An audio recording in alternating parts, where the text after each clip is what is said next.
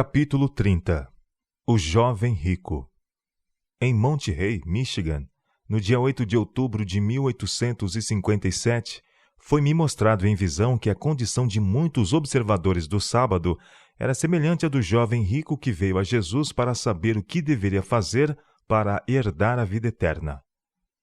Eis que, aproximando-se dele um jovem, disse-lhe: Bom mestre, que bem farei para conseguir a vida eterna? E ele disse-lhe: Por que me chamas bom? Não há bom, senão um só, que é Deus. Se queres, porém, entrar na vida, guarda os mandamentos. Disse-lhe ele: Quais? E Jesus disse: Não matarás, não cometerás adultério, não furtarás, não dirás falso testemunho, honra teu pai e tua mãe, e amarás o teu próximo como a ti mesmo. Disse-lhe o jovem: Tudo isso tenho guardado desde a minha mocidade. Que me falta ainda? Disse-lhe Jesus: Se queres ser perfeito, vai, vende tudo o que tens, dá aos pobres e terás um tesouro no céu. E vem e segue-me. E o jovem, ouvindo essa palavra, retirou-se triste, porque possuía muitas propriedades. Disse então Jesus aos seus discípulos: Em verdade vos digo que é difícil entrar um rico no reino dos céus. E outra vez vos digo que é mais fácil passar um camelo pelo fundo de uma agulha do que entrar um rico no reino de Deus. Os seus discípulos, ouvindo isso, admiraram-se muito, dizendo: Quem poderá, pois, salvar-se? E Jesus, olhando para eles, disse-lhes: Aos homens é isso impossível, mas a Deus tudo é possível. Mateus capítulo 19, versos 16 a 26. Jesus citou 5 dos 6 últimos mandamentos ao jovem rico, e também o segundo grande mandamento, no qual os 6 se apoiam. O jovem achava que os havia guardado a todos. Jesus não mencionou os primeiros 4, contendo o nosso dever para com Deus. Em resposta à pergunta do jovem, o que me falta ainda, Jesus disse: Se queres ser perfeito, vai, vende tudo o que tens, dá aos pobres e terás um tesouro no céu. Ele estava em falta. Falhara em guardar os primeiros 4 mandamentos e também os últimos 6. Não amar o próximo como a si mesmo. Disse Jesus: Dá aos pobres. O Senhor tocara em suas posses. Vende tudo o que tens, dá aos pobres. Nessa referência direta, Cristo identificou o ídolo do jovem. O amor pelas riquezas reinava supremo. Portanto, era-lhe impossível amar a Deus de todo o coração, de todo o entendimento e de toda a alma. Marcos capítulo 12, verso 33. E esse amor supremo às riquezas cegara-lhe os olhos para as necessidades do próximo. Ele não amava o próximo como a si mesmo. Por conseguinte, fracassara em observar os 6 últimos mandamentos. O coração estava posto nos tesouros. Fora tragado pelas posses terrenas. O jovem amava mais seus bens do que a Deus, mais do que o tesouro celeste. Ele ouviu da boca de Jesus as condições. Se houvesse vendido tudo e dado aos pobres, teria um tesouro no céu. Essa seria uma prova do quanto ele considerava a vida eterna mais do que as riquezas. Desejava ele tomar posse da esperança da vida eterna? Estaria disposto a empenhar-se para remover o obstáculo que o impedia de ter um tesouro no céu? Oh, não! Retirou-se triste, porque possuía muitas propriedades. Foram-me apontadas estas palavras: É mais fácil passar um camelo pelo fundo de uma agulha do que entrar um rico no reino de Deus. Mateus capítulo 19, verso 24. Disse Cristo: Aos homens é isso impossível, mas a Deus tudo é possível. Mateus capítulo 19, verso 26.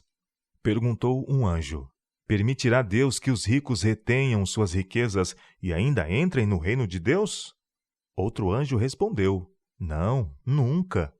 Vi que é plano de Deus que essas riquezas sejam usadas corretamente, empregadas para abençoar os necessitados e fazer progredir a causa de Deus.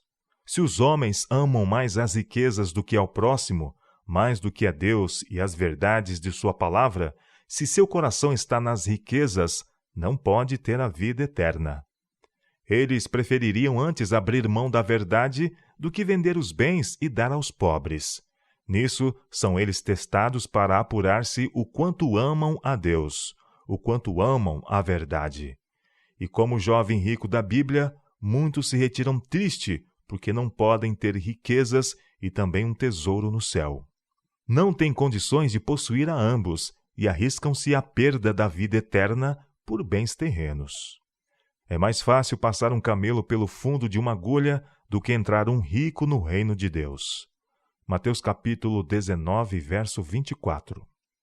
A Deus tudo é possível. Mateus capítulo 19, verso 26. A verdade, estabelecida no coração pelo Espírito de Deus, excluirá o amor pelas riquezas. O amor de Jesus e das riquezas não podem habitar no mesmo coração. O amor de Deus suplantará tanto o amor pelas riquezas que seu possuidor se libertará das mesmas e transferirá as afeições a Deus. Por meio do amor, é ele então levado a atender às necessidades da causa de Deus. É seu grande prazer administrar de maneira correta os bens divinos. O amor a Deus e ao próximo predomina, e ele considera tudo o que tem não como seu. Fielmente cumpre seu dever como mordomo de Deus. Então pode observar os grandes mandamentos da lei. Amarás o Senhor teu Deus de todo o teu coração, de toda a tua alma e de todo o teu entendimento. Mateus capítulo 22, verso 37. Amarás o teu próximo como a ti mesmo. Mateus capítulo 22, verso 39. Desse modo é possível a um rico entrar no reino de Deus. E todo aquele que tiver deixado casa, ou irmãos, ou irmãs, ou pai, ou mãe, ou mulher, ou filhos, ou campos, por causa do meu nome, receberá 100 vezes tanto e herdará a vida eterna. Porém, muitos primeiros serão derradeiros, e muitos derradeiros primeiros. Mateus capítulo 19, versos 29 e 30. Eis a recompensa daqueles que se sacrificam por Deus. Receberão 100 vezes mais nesta vida e herdarão a vida eterna. Porém, muitos primeiros serão derradeiros e muitos derradeiros primeiros. Foram-me mostrados aqueles que recebem a verdade, mas não a vivem. Eles se apegam às suas posses e não estão dispostos a dar uma parte para o avanço da causa de Deus. Não possuem fé para se aventurarem e confiarem em Deus. Seu amor pelo mundo absorve-lhes a fé. Deus reivindica uma parte de seus recursos, mas eles não atendem. Arrazoam que trabalham duro para conseguir o que têm e não podem emprestar ao Senhor, pois podem vir a necessitar. Oh, homens de pequena fé! Mateus capítulo 8, verso 26. O Deus que cuidou de Elias no tempo de fome não passará por alto a necessidade de seus abnegados filhos. Aquele que conta os cabelos de sua cabeça cuidará deles, e nos dias de fome serão satisfeitos. Enquanto os ímpios estão perecendo ao redor por necessidade de pão, o pão e a água dos justos serão certos. Aqueles que ainda se apegam aos seus tesouros terrenos e não dispõem fielmente daquilo que lhes foi emprestado por Deus, perderão o tesouro celestial, perderão a vida eterna. Deus, em sua providência, moveu o coração de alguns que possuem riquezas e os converteu à verdade, para que possam manter sua obra em progresso. E se aqueles que são ricos não fizerem isso, se eles não cumprirem o propósito divino, ele os ignorará e chamará outros para lhes tomarem o lugar e cumprirem o sagrado propósito. Com suas posses, alegremente distribuídas, atenderão às necessidades da causa do Senhor. Nisso, eles serão os primeiros. Deus terá em sua causa aqueles que farão isso. Ele poderia perfeitamente mandar meios do céu para promover seu trabalho, mas isso está fora de suas cogitações. Ele ordenou que os homens sejam seus instrumentos, que como um grande sacrifício foi feito para redimi-los, eles façam sua parte na obra de salvação, sacrificando-se uns pelos outros e mostrando quanto prezam o sacrifício feito em favor deles. Fui dirigido ao texto bíblico. Eia, pois, agora, vós ricos, chorai e pranteai por vossas misérias que sobre vós hão de vir. As vossas riquezas estão apodrecidas, e as vossas vestes estão comidas das traças. O vosso ouro e a vossa prata se enferrujaram, e a sua ferrugem dará testemunho contra vós, e comerá como fogo a vossa carne. Entesourastes para os últimos dias. Tiago, capítulo 5, versos 1 a 3. Vi que essas temíveis palavras se aplicam particularmente aos ricos que professam crer na verdade presente. O Senhor os chama para usarem os meios que lhes confiou e fazerem avançar sua causa. As oportunidades lhes são apresentadas, mas eles fecham os olhos às necessidades da causa e apegam-se fortemente ao tesouro terreno. Seu amor pelo mundo é maior do que o amor pela verdade, pelo semelhante e por Deus. Ele lhes requer os bens, mas egoísta e cobiçosamente ele os retém do Senhor. Dão apenas um pouco ocasionalmente para acalmar a consciência, mas não vencem o amor pelo mundo. Não se sacrificam por Deus. O Senhor chamou outros que prezam a vida eterna, que sentem e compreendem algo do valor de um ser humano, os quais livremente disporão de seus meios para fazerem progredir a causa de Deus. O trabalho está se encerrando, e logo os meios dos que se apegaram às suas riquezas, suas grandes fazendas, rebanhos, não serão mais necessários. Vi que o Senhor se voltará contra eles em ira e repetirá estas palavras. Vão agora, ricos! Ele clamou, mas vocês não ouviram. O amor deste mundo sufocou-lhe a voz. Agora, ele não tem mais nenhuma utilidade para vocês e os deixa ir, declarando, vão agora, ricos. Oh, vi que era terrível coisa ser abandonado pelo Senhor. Horrível coisa era apegar-se aos perecíveis tesouros deste mundo, quando ele disse que, se nós vendermos e dermos esmolas, ajuntaremos um tesouro no céu. Foi-me mostrado que, quando a obra estiver em conclusão, e a verdade avançando com poder, esses ricos trarão seus meios e os depositarão aos pés dos servos de Deus, pedindo-lhes para aceitá-los. A resposta dos servos de Deus será: vão agora, ricos, seus meios não são necessários. Vocês os retiveram quando eles poderiam fazer o bem no progresso da obra de Deus. Os necessitados sofreram. Eles não foram abençoados por seus meios. Deus não aceitará suas riquezas agora. Vão agora, ricos. Então fui dirigida a estas palavras. Eis que o salário dos trabalhadores que ceifaram as vossas terras e que por vós foi diminuído clama, e os clamores dos que ceifaram entraram nos ouvidos do Senhor dos Exércitos. Tiago, capítulo 5, verso 4. Vi que Deus não está em todas as riquezas que são obtidas. Satanás frequentemente tem muito mais a ver com a aquisição de propriedades do que Deus. Muitas delas são obtidas pela opressão dos assalariados. Os ricos cobiçosos obtêm suas riquezas pela opressão aos trabalhadores e tirando vantagem dos indivíduos onde puderem, acrescentando assim ao tesouro os bens que consumirão sua carne como fogo. Alguns não têm seguido conduta estritamente honesta, honrosa. Esses devem tomar um rumo muito diferente, trabalhando firmemente para remir o tempo. Efésios capítulo 5, verso 16. Muitos observadores do sábado se acham em falta nesse ponto. Aproveitam-se até de seus irmãos pobres, e os que têm abundância exigem mais que o real valor das coisas, mais do que por elas pagariam, ao passo que esses irmãos se acham endividados e aflitos por falta de meios. Deus sabe de todas essas coisas. Todo ato egoísta, toda extorsão cobiçosa trará sua recompensa.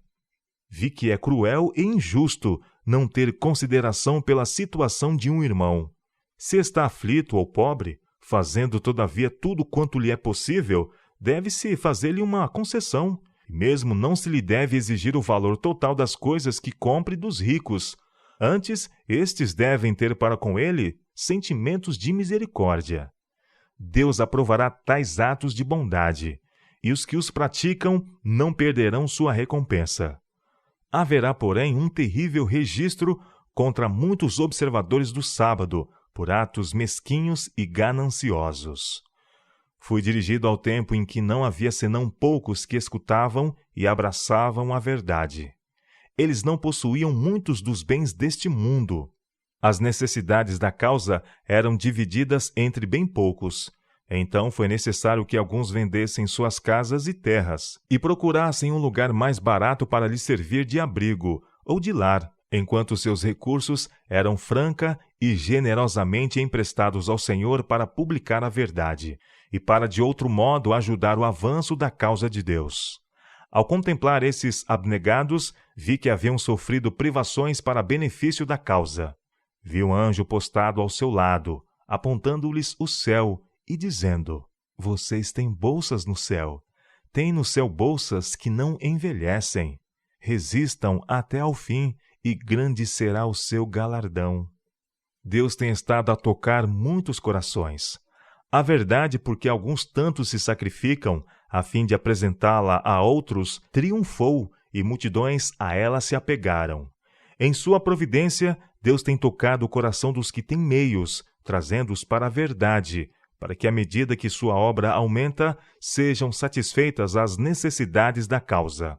Muitos recursos têm sido trazidos às fileiras dos observadores do sábado, e vi que atualmente Deus não pede as casas que seu povo tem para morar, a menos que troque casas de muito preço por outras mais baratas.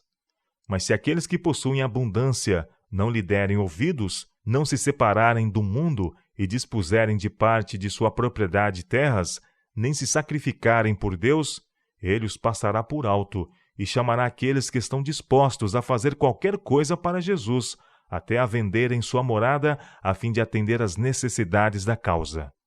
Deus terá ofertas voluntárias. Os que as fazem devem considerar um privilégio fazê-lo. Alguns dão aquilo que lhes sobra e não lhes faz falta. Não se privam de alguma coisa em favor da causa de Cristo. Têm tudo o que o coração pode desejar. Dão liberalmente e com boa disposição. Deus observa cuidadosamente suas atitudes e motivos e os analisa. Eles não perderão sua recompensa. Vocês que não têm condições de dar tão liberalmente, não precisam desculpar-se por não poderem fazer como os outros. Façam aquilo que lhes estiver ao alcance. Privem-se de algum artigo que possam dispensar e sacrifiquem-se pela causa de Deus. Como a viúva, ponham no cofre as 2 moedinhas. Vocês estarão certamente dando mais do que todos os que ofertam de sua abundância, e saberão o quão gratificante é negar-se a si mesmo e dar aos necessitados, sacrificar-se pela verdade e ajuntar tesouros no céu. Foi-me mostrado que os jovens, especialmente aqueles que fazem profissão da verdade, têm uma lição de abnegação a aprender. Se fizerem mais sacrifícios pela verdade, eles a estimarão mais intensamente. Ela transformaria o coração e purificar-lhes-ia a vida, e eles a considerariam mais cara e sagrada. Os jovens não levam os fardos da causa de Deus, nem sentem qualquer responsabilidade a seu respeito. Deus, porventura, os liberou de seus deveres? Oh, não! Eles mesmos os fizeram por conta própria. Desobrigaram-se e os outros ficaram sobrecarregados. Não compreenderam que não são de si mesmos. Suas energias e tempo não lhes pertencem. Foram comprados por bom preço. Um sacrifício inestimável foi feito por eles, e a menos que possuam espírito de abnegação e sacrifício, nunca terão posse à herança imortal.